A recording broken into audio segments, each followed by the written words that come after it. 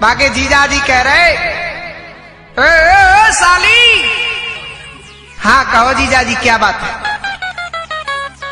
गोरे गोरे गाल तेरी रेशम की चुनरिया, चुम्मा मोकू दे दे साली, खोलो ना की बारिया।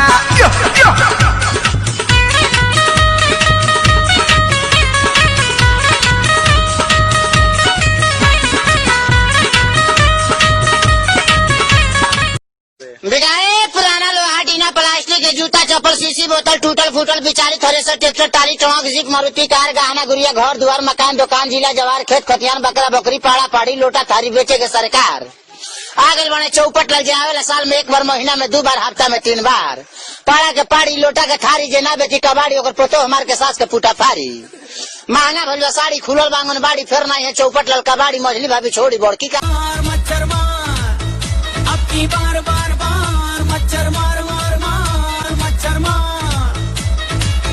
अब जला लिया है कछुआ छाम, हर भारतवासी सोएगा, मच्छर से नहीं कटने दूंगा, तुझे बीमार नहीं पड़ने दूंगा। रात को घर पे मैं घुसूं कछुआ छाम।